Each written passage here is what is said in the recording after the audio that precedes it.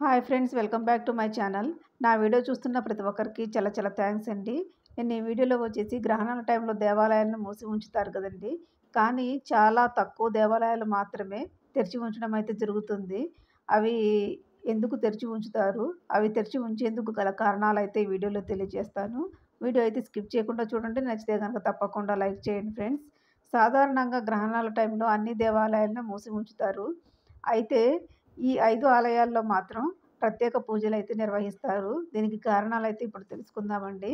శాస్త్రాల ప్రకారం గ్రహణం టైంలో ప్రధాన దేవాలయం తలుపులన్నీ మూసివేస్తారు.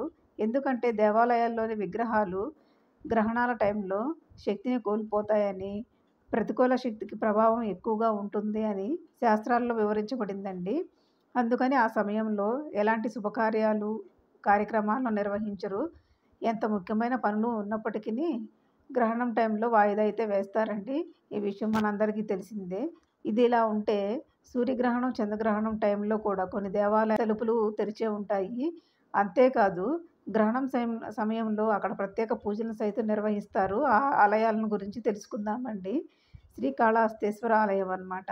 ఆంధ్రప్రదేశ్ రాష్ట్రం తిరుపతి నగరానికి సుమారు 45 కిలోమీటర్ల దూరంలో ఉన్నటువంటి ఈ కాళహస్తి ఆలయంలో గ్రహణం టైంలో గుడి తలుపులు తెరిచే ఉంటాయండి.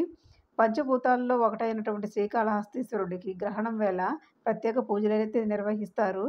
అంతేకాదండి, తెలుగు రాష్ట్రాల్లో రాహువు, కేతువును పూజించే ఏకైక దేవాలయం కూడా ఇదే కావటం మరొక విశేషం అనమాట.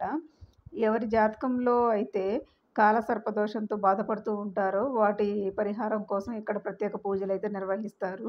మరొక ఆలయం గురించి చూద్దామండి. ఇది రాయలసీమలోని కర్నూలు జిల్లాలో ఉంటుందన్నమాట.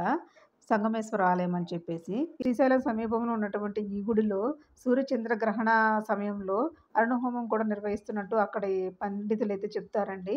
అయితే ఈ దేవాలయం వర్షాకాలం పూర్తిగా మునిగిపోతుంది. వేసవికాలంలో నీరు లేని సమయంలో మాత్రమే దర్శనమిస్తుందన్నమాట.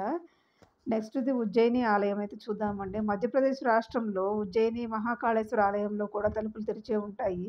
అయితే గ్రహణం సమయంలో శివలింగాన్ని మాత్రం తాకనివ్వరు.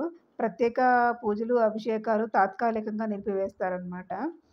కానీ ఆలయ ప్రధాన ద్వారాలు తెరిచే ఉంచుతారు. గ్రహణం తర్వాత ఆలయమంతా పవిత్ర గంగాజలంతో శుభ్రం చేస్తారు. అనంతరం యథావిధిగా పూజలు నిర్వహిస్తారు.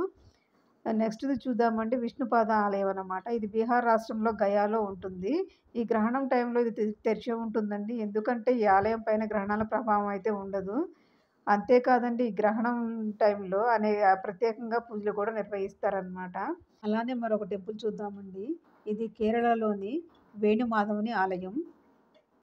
కన్నయ్య కొలువై ఉన్నటువంటి ఈ ఆలయము కేరళలోని కొట్టాయం జిల్లా తిరువరప్పు లేదా తిరువేరుపులో ఉందండి. కొట్టాయం నుంచి సుమారు 8 కిలోమీటర్ల దూరంలో ఉంటుందన్నమాట ఈ ఆలయము.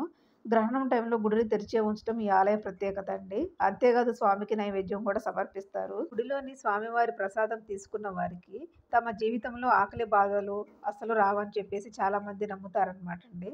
సాధారణంగా హిందూ దేవాలయాలు అన్నీ రాత్రివేళ మూసివేస్తారు. కానీ కేరళలోని ఈ కన్నయ్య గుడి మాత్రం నిత్యం తెరిచే ఉంటుంది. కేవలం 1 గంట లేదా 2 గంటలు మాత్రమే మూసివేస్తారట. ఈ ఆలయంలో తెల్లవారుజామున 3 గంటల నుంచి స్వామివారికి ప్రత్యేక పూజలతో పాటు నైవేద్యం సమర్పిస్తారండి. ఈ ఆలయానికి వెళ్ళాలనుకునే వారికి ఆంధ్ర, తెలంగాణ నుంచి ట్రైన్ సర్వీసు, అట్లానే బస్సు, విమాన సర్వీసులు అయితే అందుబాటులో ఉన్నాయన్నమాట. ఇదండి వీడియో అయితే. గ్రహణం టైంలో తెరిచి ఉంచే కొన్ని ఆలయాల గురించి మీకు ఈ వీడియోలో తెలియజేశానండి. మీకు ఈ వీడియో గనుక నచ్చితే తప్పకుండా లైక్ చేయండి. అలాగే షేర్ చేయండి.